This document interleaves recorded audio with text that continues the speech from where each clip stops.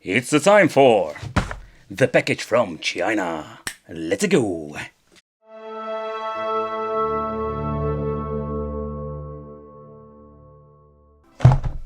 Hey guys, welcome back to the channel. It's awesome that you're tuning in. In this video, we are going to take a close look at the Retro Game Arcade 16-bit Classic Edition Mini TV game console.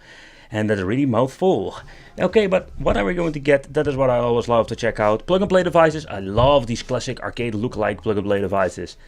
But what are we actually going to get? So let's find out.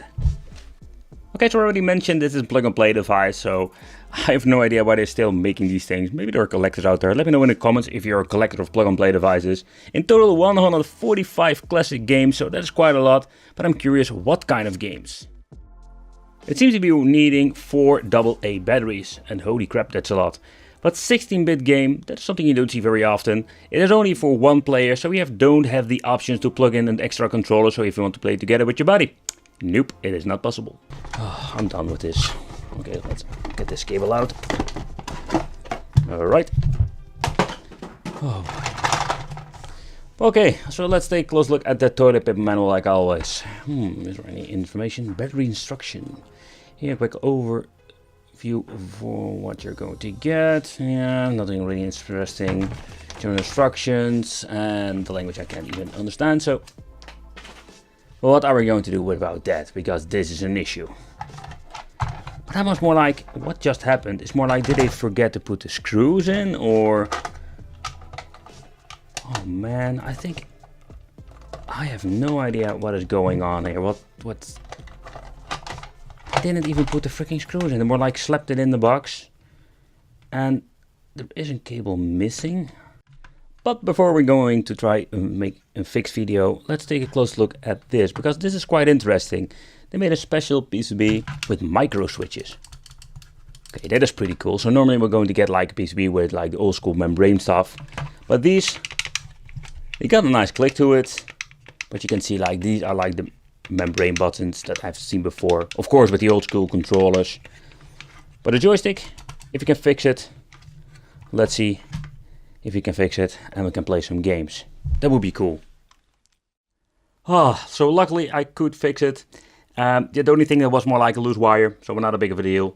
And let's play some games. But first of all, I grabbed myself some new Parker so I can basically close the casing itself.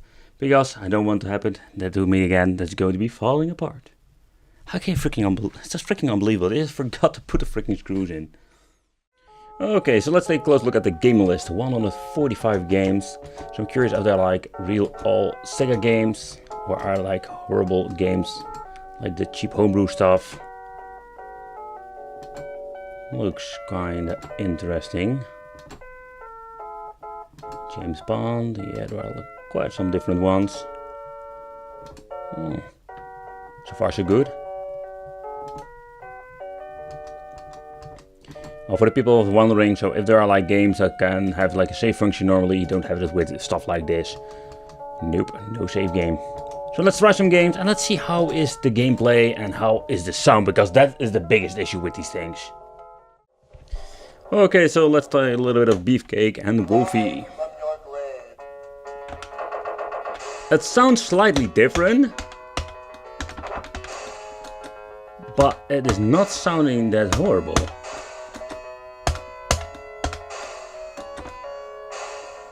Beefcake time, people, beefcake time.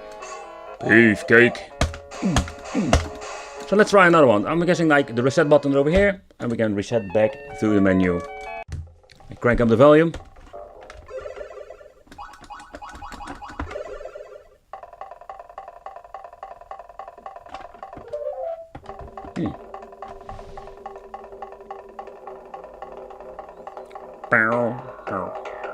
This sounds slightly different, the original game. I have played this game so much. But the overall performance are not that bad.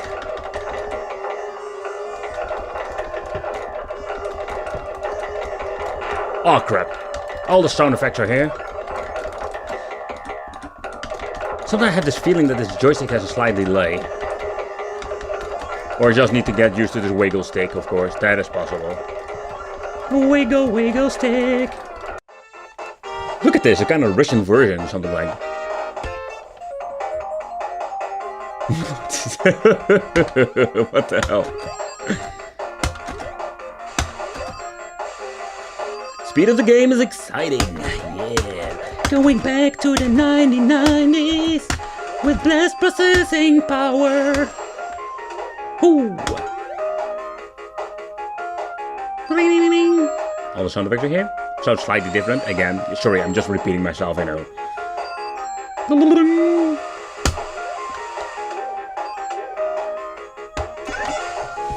Okay, so the ultimate test in my opinion.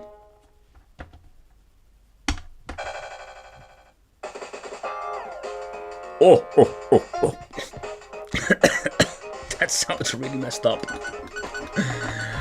Oh, I listen to the soundtrack so much, so I can basically dream this. Yeah, that sounds completely off. Yeah, especially with this game, I can hear it.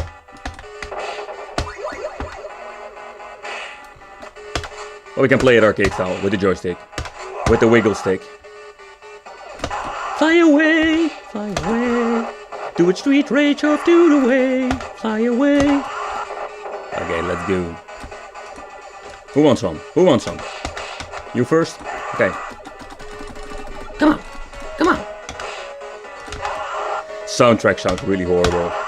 But I think it's still a really fun product to play on. Okay guys, so this is what we're going to get with this retro game arcade plug and play 16-bit product. Yeah, and overall the quality is pretty damn poor. But yeah, let me be honest, man. It's like if you're not even paying a lot of money for this device. Like the buttons are membrane. The joystick, I do like it that they make more like this, let's say, kind of a weird looking arcade joystick. I like the clicky sound, but the feel is quite horrible in my opinion. The game collection, it's a mix of some homebrew games and some 16-bit games. To be honest, not really bad. So yeah, let me know in the comments what do you think of this. I want to thank you for watching. Consider subscribing, hit the bell, become one of the Wicked family, and I will see you in the next video.